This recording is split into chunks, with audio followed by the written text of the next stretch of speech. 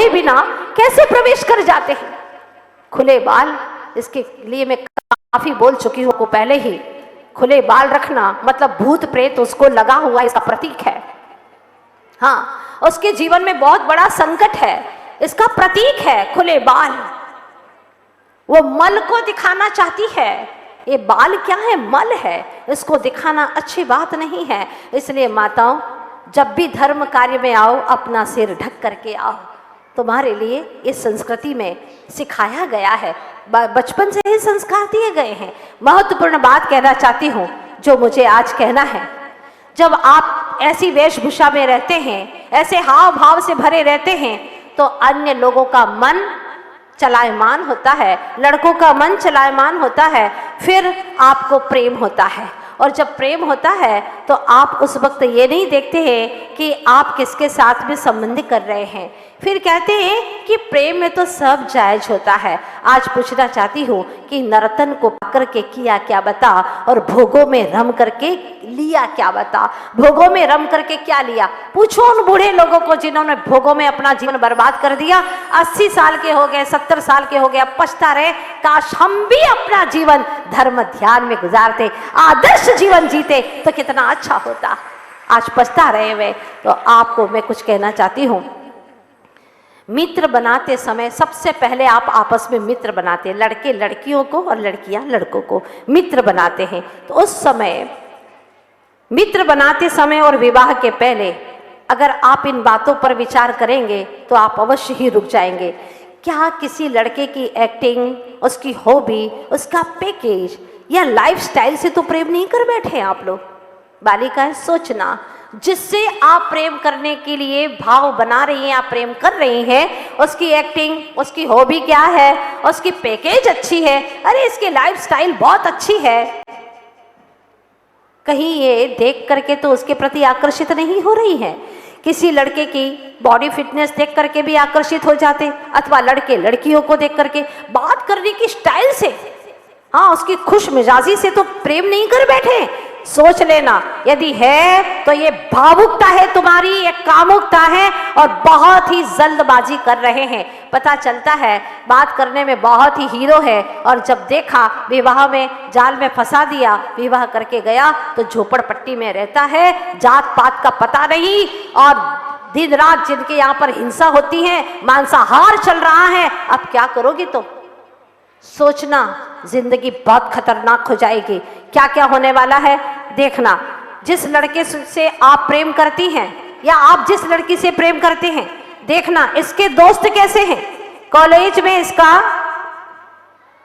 क्या ओहदा है, क्या है इसका नाम, कैसा नाम है, कहाँ उसकी रातें गुजरती हैं। कहीं फंसाने के लिए झूठ तो नहीं बोल रहे? आजकल ऐसे बहुत केसेस हो रहे हैं, झूठ बोलते हैं और फंसा देते हैं, और फिर कहते हैं राजनीति और प्रेम में तो सब जायज होता है। इस तरह से कह करके एक बात कहते, अब पूरी जिंदगी खत्म तुम्हारी। कई असंख्यात भवों से पुण्य संचय किया था और तुमने जैन कुल पाया था, और तुमने एक पशुओं की पाशविकता जैसे काम करके पूरी जिंदगी को खत्म कर दिया। अब क्या होगा सोचना। मायके से संबंध तो तोड़ ही रहे हो, पर ये देख लेना कि ऐसे स्थान पर विवाह करके क्या ससुराल वाले तुम्हें साथ देंगे। आज सवेरे ही मैंने एक केस सुना, जिस लड़की को मैंने स्वयं मना कहा था कि देखो तुम जैन कुल की हो, अच्छे घर की लड़की हो, तुम वहां विवाह मत करो, लेकिन माता जी हम तो नहीं छोड़ सकते, प्राण दे सकते हैं, लेकिन हम विवाह तो करेंगे, वहीं से करेंगे। आखिर वो नहीं मानी। आज सवेरे समाचार मिला मुझे कि उस लड़के के 2 बेटियां हैं, 2 बेटियां, और उसका पति ऑलरेडी पहले से ही किसी के साथ में संबंध रखता था। उस लड़की के साथ में मार पीट हुई और आज उसका संबंध विच्छेद हो गया। आज सवेरे उसे याद आया कि माताजी ने कहा था बेटा ऐसे अपने पैरों पर कुल्हाड़ी मत मारना, पूरे जैन समाज के ऊपर कलंक साबित मत करना। लेकिन उस वक्त मैंने सुना नहीं था, आज बात ये सच हो गई। लेकिन अब पछताए होत का जब चिड़िया चुग गई खेत। अब क्या होगा? जिस धर्म को लेकर के तुम जी रही हो, क्या वो तुम्हें दोबारा मिल सकेगा? क्या तुम्हारी संतान के नाम के आगे जेल लगेगा? बोलो बालिकाओं। जन्मजात माँ बाप के रिश्ते को छोड़कर जिसने उनकी आत्मा को दुखाया है, तो वह अन्य रिश्तों को कैसे खुश रख पाएगी। और ध्यान रखना, तुम्हारे इस निर्णय से माता पिता को आघात पहुंचा है, इसीलिए तुम ऐसा काम कभी मत करना। क्या होगा विजाति विवाह में, सुनिएगा कान खोल करके, तुम्हारा कल्चर बदलेगा। यस और नो, पक्की बात है ना, कल्चर बदलेगा तुम्हारा। यहाँ जैन का कल्चर क्या है, पानी छान करके पीना, विवेक के साथ में देख करके सावधानी पूर्वक भोजन बनाते हैं। क्या वो वहां पर मिलेगा आपको? नहीं। पहनावे में अंतर आएगा कि नहीं आएगा? जैसे आज तुम बालिकाएं अपने धर्म कार्य में आई, ऐसी साड़ी में आई हो, क्या अन्य धर्मों में जाओगे तो इस तरह के तुम्हारे पहनावे रहेंगे? बोलो। नहीं। नाश्ते और खाने में अंतर आएगा कि नहीं आएगा? बहुत, रात दिन का अंतर आएगा। अच्छा बोलो, मंदिर में अंतर आएगा कि नहीं आएगा? आज तुम जिन मंदिर में 24 तीर्थंकर की वंदना कर रही हो, और अगर तुमने धर्म बदल दिया और इंटरकास्ट मैरिज कर दी तो तुम्हारा मंदिर बदल जाएगा। उपासना विधि में अंतर आएगा कि नहीं आएगा? आएगा। जो यहाँ तुम उपासना करते हो, जो अष्टद्रव्य से पूजा करते हो, विधि विधान भक्तामर आदि विधान होते, वहां होंगे क्या? नहीं। उपासना विधि और मंत्र, जो नमोकार मंत्र की आराधना करते, सारे मंत्रों का राजा दुनिया में, विश्व में सारे मंत्रों का राजा कौन? नमोकार महामंत्र, वो भी बदल जाएगा। ओ नहीं नहीं नहीं प्रभु, ऐसा हमें कभी नहीं करना। और गाय ढोरों का जैसा खाना होता है ना, ऐसा अभक्ष और अविवेक के साथ में भोजन शुरू हो जाएगा। घर में रहने का तरीका बिल्कुल बदल जाएगा। यहाँ घर में रहने के तरीके अलग थे और वहां पर रहने के तरीके अलग हो जाएंगे। आप सभी लोग भगवान के समम शरण में जाना चाहते हैं, साक्षात उत्तर दिशा में, जहाँ शिव मंदिर आदि 20 तीर्थंकर भगवान अभी भी समम शरण में विराजमान है। कौन कौन जाना चाहता है? सभी जाना चाहते हैं। तो कौन सी फ्लाइट से चलेंगे? पैदल तो जा नहीं सकते, कोई ट्रेन जाती नहीं, कोई बस गाड़ी वाहन वहाँ जा नहीं सकता। कौन सी फ्लाइट से चलेंगे आप सभी लोग? भक्ति की फ्लाइट से। प्रभु आदिश्वर का गुणगान करेंगे, हृदय से भक्ति करेंगे। भक्ति करने का मतलब सिर्फ स्वाहा शब्द बोलना नहीं, एक थाली का द्रव्य दूसरे थाली में डालना नहीं, सिर्फ नाच गान कर लेना, ताली बजा लेना, ये भी भक्ति का अर्थ नहीं है। मेरी अंतर की डोर प्रभु परमात्मा के गुणों से बंध जाए, प्रभु के गुणों का अनुवादन करने में मेरी आत्मरुचि प्रकट हो जाए और मेरा उपयोग भगवान के चरणों में लग जाए, भगवान के गुणों में लग जाए। मुझे हर पल प्रभु के सिवा कुछ न दिखे, प्रभु ही प्रभु की वह सुंदर सूरत दिखती रहे, वितरा की मूर्त दिखती रहे। इसी का नाम है भक्ति। जब भक्ति उमड़ती है तो फिर भुक्ति की ओर मन नहीं जाता, भगवान की भक्ति में संलग्न हो जाता है। कौन बाधक है हमारी भक्ति में? कौन है अवरोध जो हमें प्रभु तक पहुंचने नहीं देता? इसके लिए मैंने आप लोगों के बीच में एक कहानी चुनी है, जो कि 8 दिन तक ये कहानी चलेगी, हो सकता है 10 दिन भी चल जाए। बड़ी प्यारी सी कहानी है और आप सब लोगों के जीवन से संबंधित है ये कहानी। आचार्य भगवान कहते हैं कि जो द्वादशांग है, भगवान ने कहा है, उसको 4 अनुयोगों में गुथा गया है। पात्रता आती है प्रथमानुयोग से, जिसे हम प्रथमानुयोग कहते हैं। जहाँ से पात्रता आती है तो योग्यता आती है चरणानुयोग से, फिर विशुद्धि बढ़ती है करणानुयोग से, और जब विशुद्धि बढ़ती है तो आत्मा झलकने लगती है द्रव्यानुयोग से। ऐसे ये 4 अनुयोग स्वरूप जिनेंद्र भगवान ने जो कुछ भी कहा, तो हम आज प्रथमानुयोग की ओर चलेंगे, प्रथमानुयोग के शरण में चलेंगे, जहाँ पर अनेकों महान आत्माओं के जीवन की कथाएं हैं। एक ऐसी कथा आप लोगों के बीच में रखना चाहती हूँ, जो पशु से परमेश्वर बन जाता है, अंधकार से प्रकाश की ओर चला जाता है, नरक के पर्त से निकल करके, नरक के गर्त से निकल करके उत्थान उत्ताल से धाले धाम की ओर चला जाता है। आखिर वह कौन है, कैसा है, जिसने अपने जीवन में ऐसा कौन सा गलत कार्य किया जिससे वह संसार में भटकता रहा और तरह तरह की वेदनाओं को भोगता रहा। ये सब कहानियाँ जो हम सुनते हैं अभी तक, वो किसी और की नहीं, कहीं न कहीं से हमारी ही कहानी है। हुआ ये कि एक धनवती सेठ ने विशाल जिनालय बनवाया और उसमें रत्न की प्रतिमाएं विराजमान की, बेशकीमती। गुरु के चरण सानिध्य में सूर्य मंत्र के द्वारा उनको मंत्र दिया गया और उन प्रतिमाओं को वहां पर विराजमान किया गया, जिसका यश दूर दूर तक फैलता गया।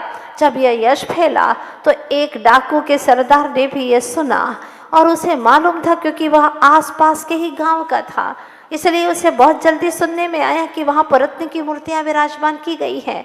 वह डाकू था, डाकुओं का सरदार था, उसके और भी साथी थे। आपस में प्लानिंग की कि बताओ अब कौन सी जगह डाका डाला जाए। सरदार ने कहा सबसे बेहतरीन, बहुत अच्छा स्थान है, जहाँ एक बार डाका डाल दिया तो फिर जिंदगी में दोबारा चोरी करने की जरूरत ही नहीं पड़ेगी। चलो हम सब वहां चलते हैं। जैसे ही उसने पहले दर्शन के बहाने से श्रावक बन करके गए और उन्होंने दर्शन करना शुरू कर दिया। लोगों ने सोचा वाह कितने अच्छे लोग आज हमारे मंदिर में आए हैं, एक नहीं 5 लोग आए हैं और ये सब के सब सफ़ेद कपड़े में, कितने अच्छे श्रावक हैं। लोगों ने देखा, उनके मन ही मन प्रशंसा की। उन्हें क्या मालूम था कि यह तो अंदर में चोर है, सफ़ेद पोशाक के अंदर। पता ही नहीं था उन्हें, पता नहीं कब किसका मन काला हो, मन मैला हो। मन तो दिखाई नहीं देता, लेकिन बाहर की वचन की चतुराई दिखाई देती है, बाहर की क्रियाएं दिखाई देती हैं। लोगों को बहुत अच्छे से प्रभावित करने का तरीका उन्होंने सोचा। सरदार ने कहा कि ये मूर्तियां ऐसे हाथ में नहीं आ सकती, इसके लिए हमको बहुत बड़ा काम करना पड़ेगा। प्लानिंग ये है कि हमें अब जैन ग्रंथों को पढ़ना होगा। ये जैन लोग कैसे प्रभावित होते हैं वो हमें समझना होगा। और फिर समझते समझते उन्हें बात ये पता चल गई कि हमें ब्रह्मचारी का वेश धारण करना होगा। सरदार ने कहा ये काम मैं कर सकता हूँ। साथियों ने कहा बहुत मुश्किल है ये काम करना, इतना आसान नहीं है। उसने कहा सब मुझ पर छोड़ दो, मैं सब कुछ कर सकता हूँ, आसमान के तारे तोड़ सकता हूँ, ये काम मेरे लिए कोई कठिन नहीं है। और उसने तय कर लिया, अब उसने ब्रह्मचारी का वेश धारण कर लिया और वह अकेला डाकू का सरदार जगह जगह पर जाता और अपने धर्म की प्रभावना करता, प्रवचन करता, अपनी चर्या ऐसे दिखाता कि लोग उससे बहुत प्रभावित हो जाते। धीरे धीरे समय गुजरा, 1 माह 2 माह 6 माह बीत गए। चारों तरफ उसकी यश कीर्ति फैलने लगी। वाह क्या प्रवचन करते हैं, कितनी अच्छी चर्या है, किसी से बोलते तक नहीं है, अपने और अपने प्रभु से ही प्रयोजन है। बहुत अच्छा, बहुत अच्छा।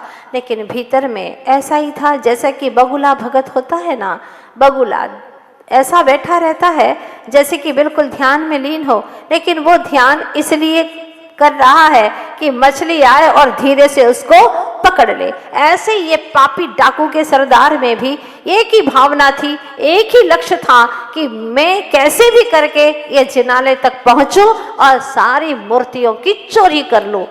ध्यान देना, जो देव द्रव्य को हड़पता है, मंदिर के द्रव्य को हड़पता है, हड़पने का भाव भी करता है नियम से, वह कई भवों तक नरक में और विष्टा में कीड़ा बन करके जीता है, अनंत काल व्यतीत हो जाता है, फिर भी उसे पाप से छुटकारा नहीं मिलता। सबसे बड़ा पाप धर्म के द्रव्य को खा लेना, हजम कर लेना, पता ही ना चले। क्या भरोसा कब कहाँ निकल जाए, इसलिए अभी हम कोई वादा नहीं कर सकते। सेठ जी को और ज्यादा अच्छा लगा, वाह कितना अच्छा जीवन है इनका, बहुत प्रभावित हुए सेठ जी। अब की बार तो सेठ जी ने ठान ही लिया, ब्रह्मचारी जी आपको पधारना ही होगा। अब वह तो इसी बिल्कुल सोच में ही था कि कब सेठ जी का अच्छे से निमंत्रण मिले और मैं उसके नगर में पहुंच जाऊं, जिनालय में पहुंच जाऊं। उसकी आंखें तड़फ रही थी, तरस नहीं रही थी, तड़फ रही थी चोरी करने के लिए, कब मैं उन मूर्तियों को चुरा करके ले जाऊं। और जैसे ही वह नगर में पहुंचा, उसने देखा, उसकी आंखें तो बिल्कुल पलक झपकना ही भूल गई। देखता रहा, क्या दिव्य तेज है, क्या प्रकाश है मूर्तियों के अंदर, वो बेशकीमती। उसने भगवान की मूर्ति का आकार देखा और आकार में वितरागता को नहीं देखा, मूल्य का अंकन किया। कितनी कीमती होगी, जबकि भगवान में कीमत नहीं आकी जाती है। इसीलिए जब भी लेकर के आते हैं तो न्योछावर बोलते हैं, कितनी कीमत की है ये कभी नहीं पूछते। भगवान की कोई कीमत नहीं होती, वो तो अनमोल है। 3 लोक का सारा द्रव्य भी उनके चरणों में डाल दिया जाए तो भी उनकी कीमत नहीं की जा सकती, ऐसे अनमोल है प्रभु। उसने देखा और मन ही मन तय कर लिया कि मुझे मूर्ति को चुराना है, और उसने सारी प्लानिंग ऐसी की थी, पता लगा लिया था कि सेठ जी बाहर कब जाते हैं। अचानक सेठ जी ने जाकर के कहा, ब्रह्मचारी जी मेरा कैसा दुर्भाग्य है कि आप नगर में पधारे और मुझे 7 दिन के लिए बाहर जाना है। बस मेरा अनुरोध है आपसे कि जब तक मैं न लौटूं आप जाइएगा नहीं, आप यहीं पर रहिएगा, मुझे आपका धर्म का लाभ लेना है। उसने कहा, देखो सेठ जी वादा तो नहीं कर सकता क्योंकि मैं तो त्यागी हूँ, वैरागी हूँ, पता नहीं कब कहीं का बुलावा आ जाए और मुझे जाना पड़े, लेकिन हाँ कोशिश करूँगा। और अंदर में बहुत खुश हुआ कि एक क्षण की मुझे कब से प्रतीक्षा थी, वो घड़ी आ गई है। और जैसे ही सेठ गया, उसने रातों रात वहाँ की मूर्तियाँ चुराना शुरू कर दिया। जैसे सैकड़ों की तादाद में मूर्तियाँ थी, कुछ कुछ मूर्तियाँ चुराना शुरू कर दी। 7 दिन में तो पूरा मंदिर खाली कर दूंगा, और 7 दिन भी नहीं लगेंगे। लोगों की आंखों में धूल झोंकता रहा, वहां पर नकली मूर्तियां रख दी उसने और असली मूर्तियों को चुराना शुरू कर दिया। पहले दिन कुछ लोगों ने आकर के देखा, कानों कान बात भी पहुंची, लेकिन कैसे कहें, किससे कहें, कुछ बात समझ में नहीं आई।